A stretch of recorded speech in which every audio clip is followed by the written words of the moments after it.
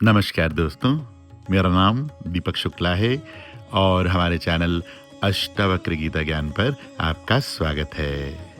मुनि अष्टावक्र कहते हैं, मत्तो विनिर्गतं विश्वं मय्येव लयमेष्यति मृदि कुंभो जले वीचिः कनके कटकम यथा। मुनि अष्टावक्र द्वारा कहा गया यह श्लोक अस्तित्व की सबसे गहरी सच्चाई को प्रकट करता है। यह संपूर्ण संसार मुझसे ही प्रकट हुआ है और अंततः मुझ में ही विलीन हो जाएगा। यह कोई अहंकार की बात नहीं है। यह मैं शरीर या व्यक्तित्व का मैं नहीं है। यह उस चेतना का मैं है जो सबका आधार है। जिस प्रकार मिट्टी से घड़ा बनता है, घड़े का आकार अलग दिखता है लेकिन उसका तत्व मिट्टी ही है। घड़ा टूट जाए तो मिट्टी ही रह जाती है। तो क्या वास्तव में घड़ा मिट्टी से अलग था? नहीं, वह केवल एक रूप था। ठीक उसी प्रकार सागर में लहर उठती है और उसके बाद लहर शांत हो जाती है। लहरों के अलग अलग आकार होते हैं लेकिन उस लहर का अस्तित्व जल ही है।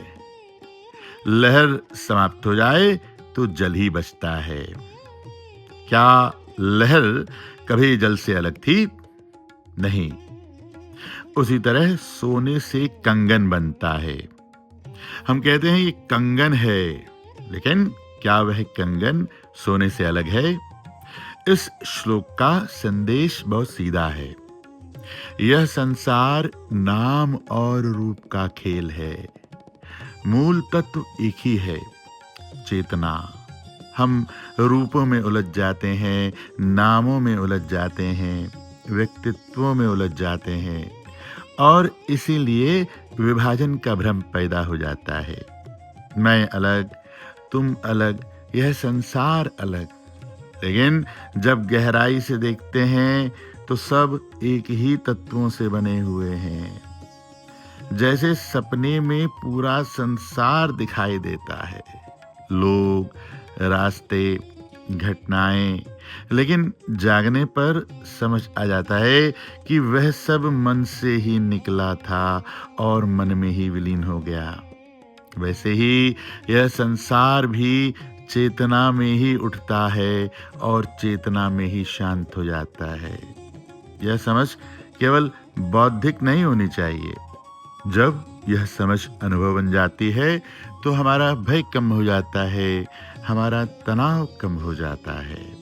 तब अहंकार ढीला पड़ने लगता है, तब संघर्ष कम हो जाता है, तब जीवन में एक गहरी सहजता आ जाती है।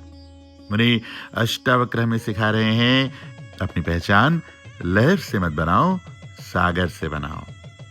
अपनी पहचान घड़े से मत बनाओ, मिट्टी से बनाओ। अपनी पहचान कंगन से मत बनाओ, अपने आप को सोना जानो, स्वर्ण जानो। और तब जीवन एक गहरी शांति और एकत्व का उत्सव बन जाता है। धन्यवाद।